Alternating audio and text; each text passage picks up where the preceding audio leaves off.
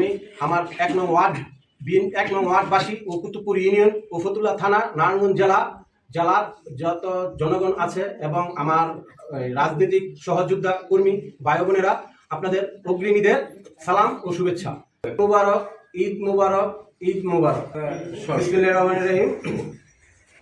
আমি যতদিন ধরে রাজনীতি করি, আমার বয়স থেকে রাজনীতির বয়স বেশি। আপনারা জানেন, এলাকাবাসীও জানেন। এলাকার জনগণ আমাকে সবাই ভালোবাসে, আমিও সবাইকে শ্রদ্ধা করি, সম্মান করি।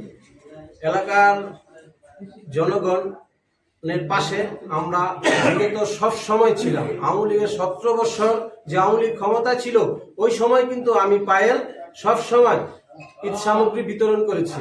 করোনার সময়, যেই সময় আপনার করোনা সারা বিশ্বকে অচল করে দিয়েছে, ওই করোনার সময় আমি 1 নং ওয়ার্ড বিএনপির পক্ষে আমি মানুষের মাঝে ঘরে ঘরে গিয়ে আমার নেতাকর্মী নিয়ে আমি তাদেরকে সহযোগিতা করার চেষ্টা করেছি।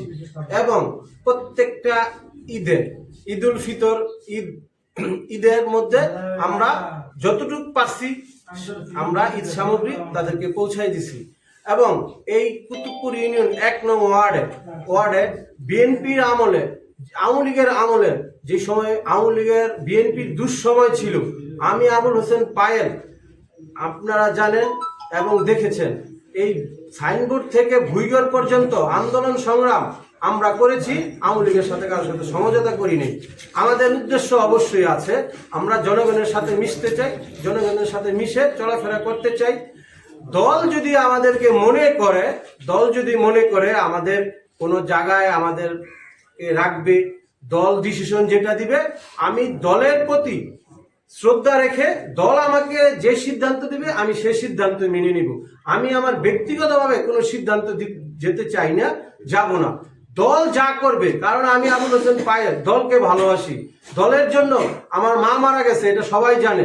5 তারিখের নির্বাচনে আমি আন্দোলনের সময় আমার মা, আমি বাসা থেকে বের হওয়ার পরে আমার মাকে পুলিশ বলেছে, আপনার ছেলেকে বাংলাদেশে যেই কোনো জায়গায় পামু ওইখানে গুলি করে মেরে ফেলাম, কারণ আপনার ছেলে বিএনপি করে, আপনার ছেলে রাস্তাঘাটে গাড়ি ভাঙচুর করে, আন্দোলন সংগ্রাম করে, আপনার ছেলে সন্ত্রাসী, আমরা ওনাকে মেরে ফেলবো। আমার মা পুলিশ যাওয়ার সাথে সাথে 1 ঘন্টা পরে স্ট্রোক করে।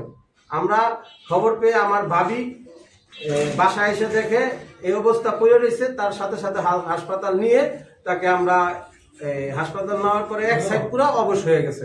তারপরে আল্লাহ তাআলা তাকে আরো 1 বছর বাঁচিয়ে রেখেছে। তারপরে মারা গেছে। মারা যাওয়ার যেদিন মারা গেছে আমার মা, সেদিনও পুলিশ আসছে আমাকে রেস্ট করার জন্য। এলাকাবাসী বলছে যে ভাই, ও তো ভালো ছেলে, ও একটা রাজনীতিক ব্যক্তি। রাজনীতি প্রতিহিংসা এমনই যে তার মা আজকে মারা গেছে, আজকে তাকে অ্যারেস্ট করতে হবে। ওই যে এসআই আসছে, এসআইটা ভালো ছিল, উনি বলছে না ভাই, আসলেই বলছেন। কিন্তু কিছু লোক, কিছু নেতাকর্মী আওয়ামী লীগের আমাদের ফোন করে বলছে পায়েলের মা মারা গেছে, পায়েল বাসায় আছে, পায়েলকে অ্যারেস্ট করেন। আমরা আসতে বাধ্য হয়েছি। এলাকা